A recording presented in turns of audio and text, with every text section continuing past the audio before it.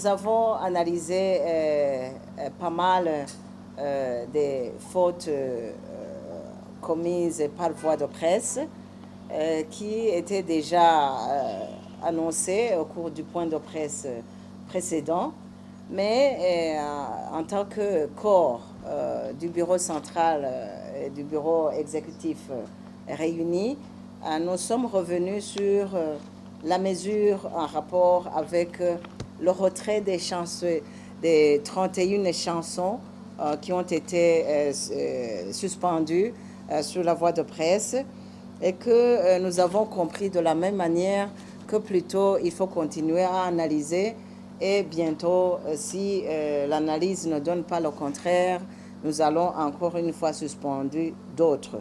Parce que sur la liste, c'est autour de 62, mais nous avons essayé d'attendre un peu pour mieux être sûr que les autres chansons ne sont pas, sont réellement, méritent d'être suspendues. Et à cause de cela aussi, nous avons vu ensemble que bientôt, dans les jours à venir, nous allons essayer d'organiser un atelier avec les producteurs des chansons pour essayer de nous asseoir ensemble et voir finalement qu'est-ce qui pousse à ces gens de produire des chansons qui sont contraires aux mœurs du Burundi.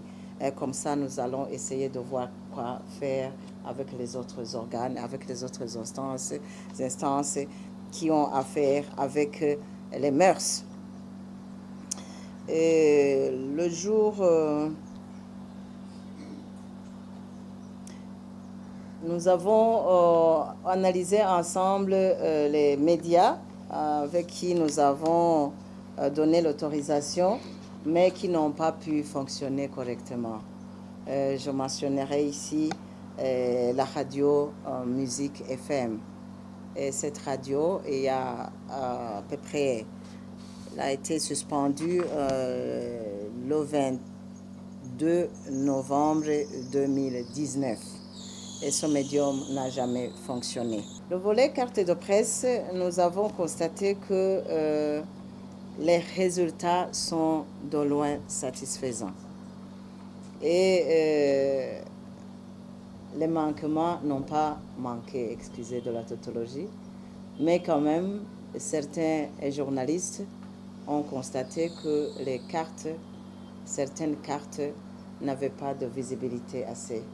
Et cette erreur a été corrigée. Et nous excusons aussi ensemble le producteur des cartes.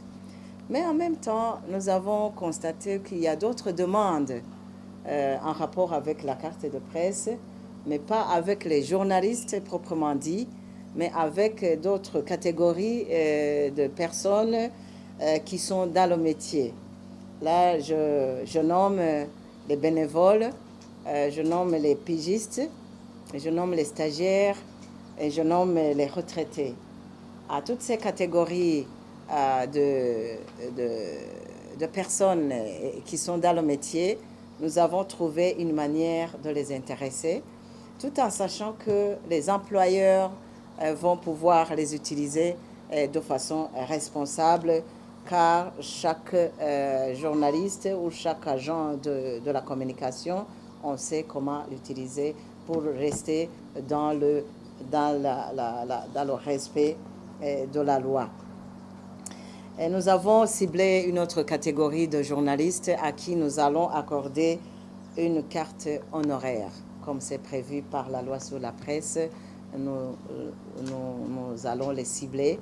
Ils sont connus par les uns parmi vous, ce sont nos aînés, ceux qui ont mérité, ceux qui ont laissé une image correcte, une image positive dans le métier.